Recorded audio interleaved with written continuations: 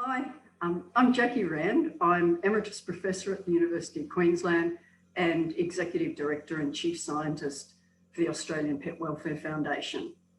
And I'd just like to acknowledge the contributions of Professor Pauline Bennett and Doctors Rebecca Scottney, Mandy Patterson, Joy Verinder, and Andrea Haywood, as well as Emily Lancaster, in some of the data that I'm going to be showing to you today. And I'm talking about engaging with semi-owners, and that data has come from, that I'm going to be showing you from the Australian Community Cat Program. But I think the title could be just as much science-based cat management. So what do we know about semi-owners? Well, they provide care for one or more cats they don't perceive are their property or that they own. And they describe themselves as carers or guardians. So how big is the problem? So this was a study that Sarah Zito did in 2015. It was an internet study. 90% of the respondents were females, and 9% of the adult population said they fitted their definition of a semi-owner. Then we did a survey that we published in 2019 from adults in Brisbane. And it was a paper-based survey of people sitting in doctors' and dentists' waiting rooms. 78% of the respondents were female. And we took a lot of effort to balance where we were collecting the data from so we balanced it for socioeconomic suburbs across the whole of Brisbane. And 3% of adults were feeding daily one or more cats they didn't perceive they owned. And I'm going to show you some data today where 7% of adults are from a low socioeconomic suburb with a cat intake of 20 cats per 1,000 residents. Now the average would be more like 10 cats across Australia per 1,000 residents. 64% of the respondents were female, and this was, we started door knocking, but COVID stopped that, so we went to telephone, and then we finished with door knocking to try and to get the demographics to equal the census demographics for the area. The semi-ownership of cats is more frequent in low socioeconomic suburbs where there's lower desexing rates, there's more free living cats, more free to give good homes than in high socioeconomic areas. So just a little bit about the Australian Community Cat Program. The aim is to investigate the effects of a community cat program based on desexing for owned, semi-owned and unowned cats where it's legal in urban areas and in specified target areas. And this is actually a picture of a cat that had just been returned to its home after desexing. It's got tattooing in its ear and also an ear tip. And she'd been desexed just that day because on the surgery table she was found to be lactating. So in the suburbs that we're working in, and some of the data I'm showing you is from 3 states, but flyers are put out offering free desexing if you own a cat or feeding a cat. We do door knocking and also social media. And this is the flyer that we've used, which says if you own a cat or are feeding a cat that needs desexing, contact us now. We're providing desexing, microchipping vaccination courtesy of MSD Animal Health, the desexing at Rosewood by quite a few donors, and now we're going, Green Cross is going to be providing more funds, and Bridget Bardot Foundation. This is the one from Banyule Council, where if you have a stray cat or kittens you've been feeding for quite some time or required a new cat or kitten that's not desexed, please give us a call and book your cat kitten in. This is not limited to 1 cat per household, and this is a free service provided by the council for Banyule residents and cats and kittens only. So we're doing 2 surveys. One is of participants enrolling cats in the program, and that's being conducted in Victoria, Queensland and New South Wales. There's 46 questions that largely focus on cat caring behaviours, the bond with the cat and the reasons for not having the cat desexed. And then we're also doing a community survey in Queensland, but I'm happy to provide that survey to anyone who would like to use it. It's got 48 questions and it's particularly about attitudes to urban stray cats and priorities for cat management. And so I'd like to show you some results, and these are just hot off the press. The data is being collected as we speak, so the number's increasing all the time, but this one is from 165 respondents in Rosewood, Ipswich, which is the low socioeconomic suburb. And there, 34% of the people said they were cat owners, and 90% of them had had their cat desexed. 7% said they were semi-owners, and of those semi-owners, half of them owned a cat, and many of those cats were desexed as well. And then we asked them, how important are the following to you when your council's deciding the best type of management program to manage unwanted stray cats in your suburb? And please rank on a 5-point scale from not important at all to very important. So in the top one, where 96% of those residents said the most important thing, or the thing that was very important or important to them, was to stop stray kittens being born. That was closely followed by decreased killing of birds and small native animals by cats, which was really quite interesting to see. Then next down, which was 90 to 88%, was decreasing the risk of spread of disease to pets, humans and wildlife. Further down, probably reflecting that not everyone's affected, but stopping nuisance behaviours such as defecating and urinating, removing the cats that cause concern to me, stop cats fighting with my cat, and stop cats coming on my property. And this really surprised us, that way down at only 58% of people saying it was important or very important, healthy cats and kittens are not killed or euthanized, whereas stopping stray kittens being born was their #1 priority. Now, from the participant survey, these are people that are enrolling cats in the program to have free desexing. So I'm showing you data from 49 participants. Again, this is ongoing, and we'll have a lot more data to show you in another 6 to 12 months. So 24 from Victoria, 22 from Queensland, and 3 from New South Wales. And we asked them 2 questions. Right at the start of the survey, we said, would you say you were the owner or the carer of this cat? And then much later down towards the end of the survey, we said, prior to when you heard about the free desexing program, did you consider that you were the owner of this cat and that it was your property? Or did you consider yourself a carer for this cat and not regard it as your property? And so of the people enrolling a cat for desexing, 57% said they were the cat owner, 43% said they were a semi-owner, and 2/3 of those semi-owners also owned cats, many of them that were desexed already. Demographics, 84% of the people enrolling a cat were female. Of the semi-owners, it was all female.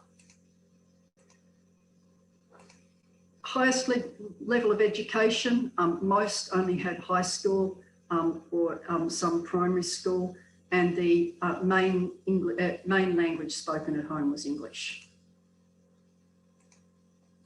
So then we asked them, not including this cat, how many other cats do you own? And 34% said none, but 66% said they owned other cats, and they owned between 1 and 6 other cats, with a median of 2. Then we asked them, not including this cat, how many cats do you regularly feed but do not own? Of the owners, a third of them fed other cats they didn't perceive they owned, whereas 2/3 didn't. And of the semi-owners, 42% fed other cats. So not a huge difference between owners and semi-owners in their response. How long have you been associated with this cat? The owners were a median of 9 months and the semi-owners a median of 8 months. And then we asked, how did this cat come into your life? Did you find it or did you get it? And then depending on what they answered, there was other drop-down questions to clarify, found it or got it. But you can see for the owners, 79% got it, mostly from friends or family, but 21% found it. And in most cases, or the most common response was it just appeared. And of the semi-owners, 57% got it, again, mostly from friends or family, and 43% found it, again, it just appeared, was the most common answer in the drop-down there. Then the sex of the cat, 66% were females, which I think reflects the fact that the cost of desexing a female cat is higher than a male cat. Had this cat had kittens? Yes, 32% of the cats being enrolled in the program had already had kittens. Owners said 25%, semi-owners 67%. And when we asked what was the most common reason the cat had kittens, and it was that desexing was too costly.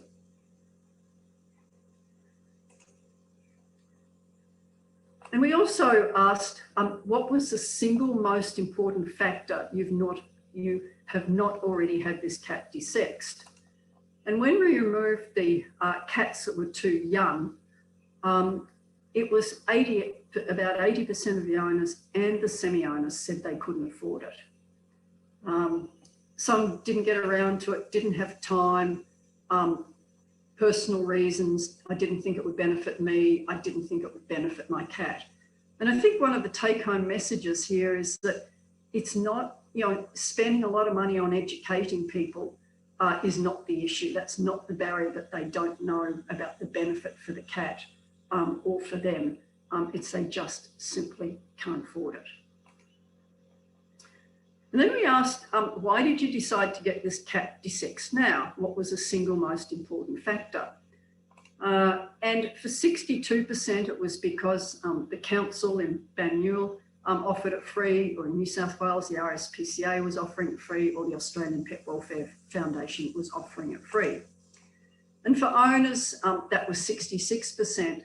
Semi-owners, it was interesting that they said 43% was the single most important reason, and they wanted to stop the kittens. So it was really interesting that, it's stopping kittens, and of course, those cats had more often had kittens, was the single most important factor.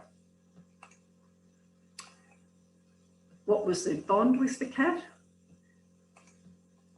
So we asked them, how often do you talk to this cat? Never once a month, at least once a day, many times a day. And 98% said at least once a day to multiple times a day. Of the owners, it was 79% said multiple times a day, whereas the semi-owners, they more often talk to it just once a day, or more often, but still they tended to talk to it more than multiple times a day. And then we asked them, how strongly they agreed that this cat helps me through the tough times, and 81% agreed or strongly agreed that this cat helped them through the tough times, with 83% of owners and 71% of semi-owners. So not a great deal of difference in that emotional support that they're getting from the cat. Now, the aim of this survey was actually to go back 6 to 12 months after the cat had been desexed to see whether responsible, in inverted commas, cat caring behaviours had increased. And so we asked a series of questions about that, and the answers rather surprised us. So we asked, do you keep this cat contained so it cannot wander off your property? 62% said all the time or always at night. And that included 58% of semi-owners. 25% said never. And I'm aware of at least 2 other surveys from Australia where it's about 23 to 25% of people who say never.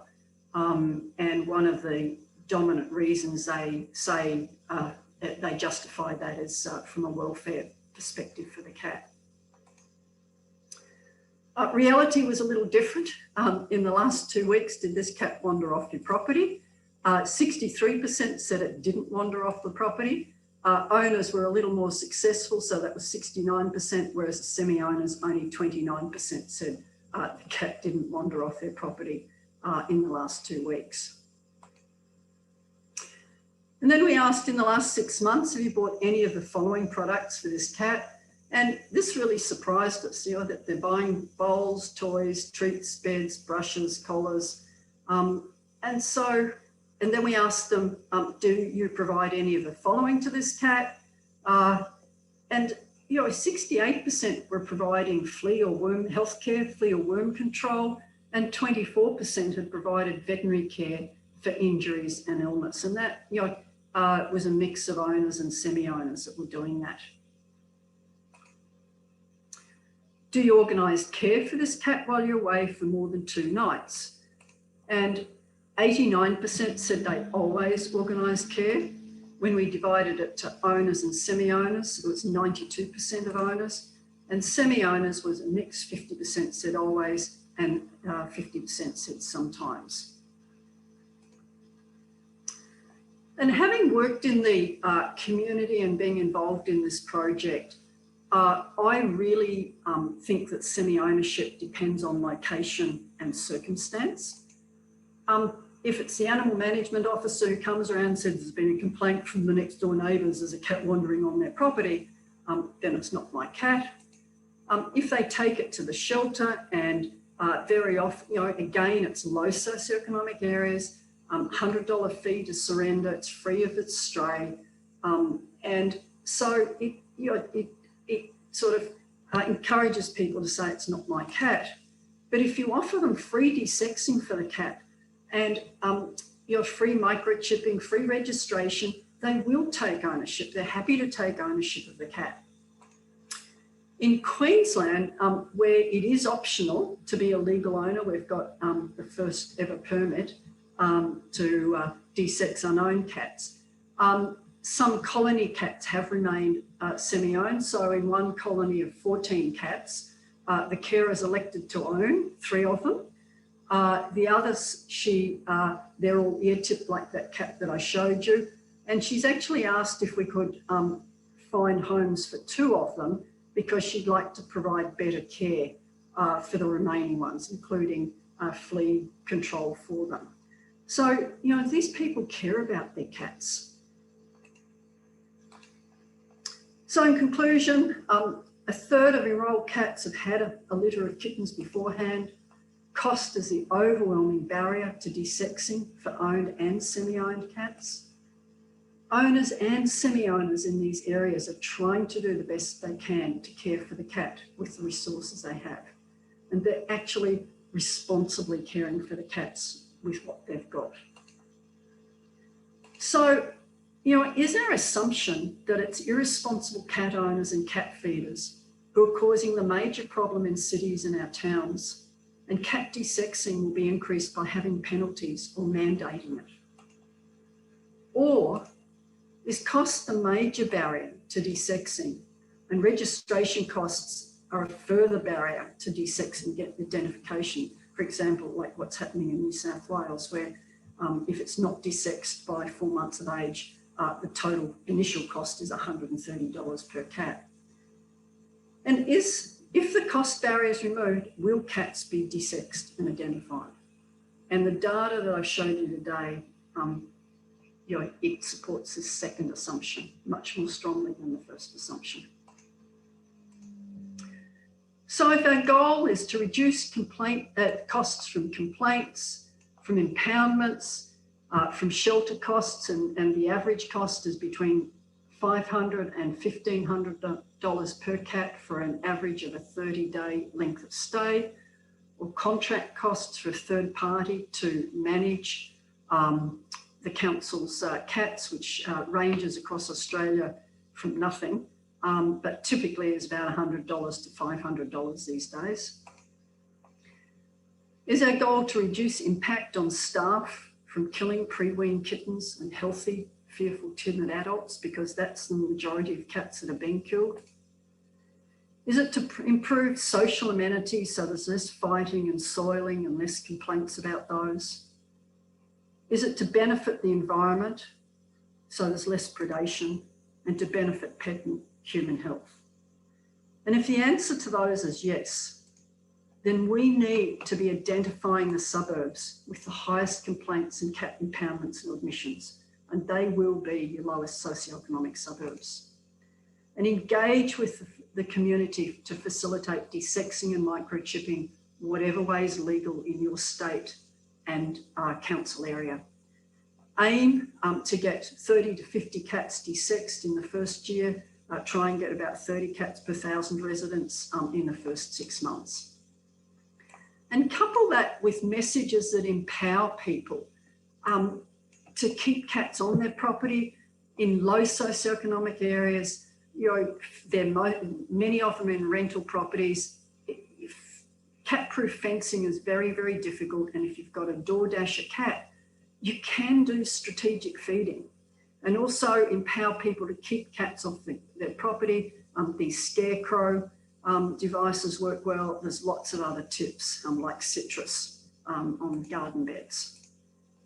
And so, you know, getting out social marketing messages like this that encourage your people. You know, nighttime's the most dangerous time for cats as they roam further. They might fight with other cats, be attacked by dogs, or be hit by cars. Help keep your cats safe at nighttime by using strategic feeding to keep them indoors from dusk to dawn. Feed 1/3 of their daily food in the morning, 1/3 at dusk, and the last third before you go to bed. And close the windows and screens and doors. And remember, it's not just the animals. The effect on mental health is a very real problem, and veterinarians were the most affected. It's terrible to see the impact on them. And that was a quote from a shelter staff. They weren't a veterinarian. And this was a quote from a veterinarian in a shelter. I've seen so many people's lives damaged by having to kill a never-ending stream of kittens and cats. So it's time. Let's advocate for community cat programs. Let's manage cats scientifically and humanely to decrease cats and costs and the impact on people. And I'd just like to acknowledge the many, many partners who have helped make this project a reality. We couldn't have done it without you, and we are so grateful for people's support. So I'm happy to take questions now.